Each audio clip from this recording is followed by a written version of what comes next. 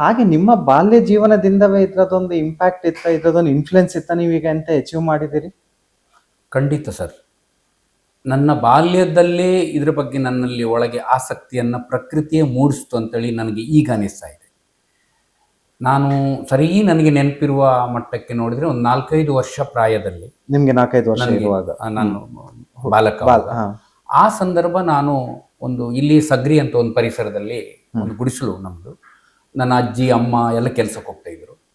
ಆ ಸಂದರ್ಭ ನಾನು ಅಲ್ಲೇ ಪಕ್ಕ ಆಸುಪಾಸಲ್ಲಿ ಎಲ್ಲ ಕೆಲಸ ಮಾಡ್ತಾ ಇರ್ತಾರೆ ಅವ್ರು ನನಗೆ ಮನೆಯೊಳಗೆ ಗಂಜಿ ಬೇಯಿಸಿಟ್ಟು ಹೋಗ್ತಾರೆ, ಇದನ್ನ ನೀನು ತಿನ್ನು ಅಂತೇಳಿ, ಊಟ ಮಾಡೋದು. ಇದು ಪ್ರತಿನಿತ್ಯದೊಂದು ಇದು. ನಾನು ಒಬ್ಬನೇ ಇದ್ದೆ ಅವಾಗ. ನನ್ಗೆ ಗೊತ್ತಿಲ್ಲ, ಅಂದ್ರೆ ನನಗೆ ಬಾಲ್ಯದಲ್ಲೂ ಈ ಭಯವನ್ನು ಹುಟ್ಟಿಸಿಲ್ಲ. ಅಲ್ಲಿ ಗುಮ್ಮ ಇದೆ ಹೋಗ್ಬೇಡ, ಇಲ್ಲಿ ಹಾವಿದೆ ಹೋಗ್ಬೇಡ ಅಂತೇಳಿ ನನಗೆ ನನ್ನ ಬಾಲ್ಯದಲ್ಲಿ ನನ್ನ ತಂದೆ ತಾಯಿಗಳು ಹೇಳಿದ ನೆನಪಿಲ್ಲ. ಕರೆಕ್ಟ್. ಸೊ ನಾವೇನ್ ಮಾಡ್ತೇವೆ, ನಮ್ಮ ಬಾಲ್ಯದಲ್ಲಿ ನಮ್ಮ ಮಕ್ಕಳಿಗೆ ನಾವು ಅದನ್ನ ಹೆದರಿಸೋದ್ರಿಂದ ಬಹುಶಃ ಅವರಲ್ಲಿ ಒಂದು ಭಯ ಹುಟ್ಟಿಕೊಳ್ಳಬಹುದು. ಪ್ರಕೃತಿ, ಹಾವು, ಭೂತ, ಅದು ಇದೆಲ್ಲ ಇದಿರ್ಬೋದು. ನನಗೆ ಅದು ಏನು ಇರಲಿಲ್ಲ ಅವಾಗ.